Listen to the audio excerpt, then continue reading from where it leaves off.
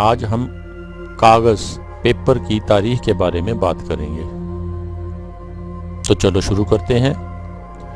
قبل مسیح سے دریائے نیل کے کنارے درخت انجیر اور شہتوت کی چھال کو لکھنے کے لیے کاغذ کی شکل دینے کے آثار ملتے ہیں، مگر سن 105 میں چین میں تسائلاً وہ کاغذ تیار کیا جسے آج کل کاغذ کی ابتدا کہا جاتا ہے۔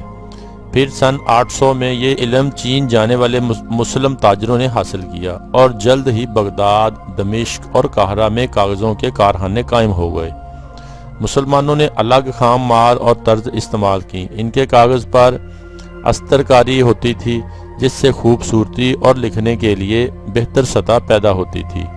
اب کاغذ کی صنعت مغرب کی جانب پھیل کر شام تک پہنچ چکی ہے۔ پھر ایک صدی بعد مراکش سے اسپین کے راستے یورپ میں داخل ہوئی۔ 13ویں صدی کے بعد سے یورپ بطور خاص اٹلی کو مسلم کاغذ اپنی تیاری کے اصول اور رازوں کے ساتھ برآمد ہونے کا ذکر بھی بہت سی تاریخی کتابوں میں آیا ہے۔ پیپر، اس کو کرتاس مصری بھی کہتے ہیں۔ قدیم تہذیبوں میں استعمال ہونے والا کاغذ موٹا کاغذ اس کی جمع ہے۔ اس موٹے کاغذ کے ایسے بہت سے ٹکڑوں کو جوڑ کر ایک رول کی شکل میں لپیٹا جاتا ہے جسے سکرول کہتے ہیں۔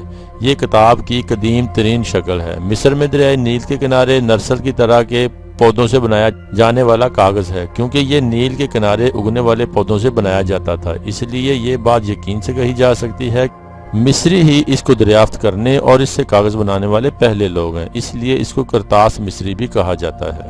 کاغذ بنانے کا طریقہ اس طرح اختیار کیا جاتا تھا کہ نرسل جسے ایسے پودوں کے تنوں کو کاٹ کر مستطیل پٹیاں بنائی جاتی تھیں، پھر ان کو ایک قطار میں رکھ کر ان پر ایک قطار رکھی جاتی تھی، پھر انہیں لیس دار امیزے سے جوڑ کر کوٹا جاتا تھا۔ کوٹنے سے اس کی سطح برابر ہو جاتی، پھر اس تیار شدہ ٹکڑے کو جوڑ کر ایک بڑا ٹکڑا تیار کیا جاتا اور اس پر ایک امیزہ پھیلا کر اس کی سطح کو چکنا بنایا جاتا تھا۔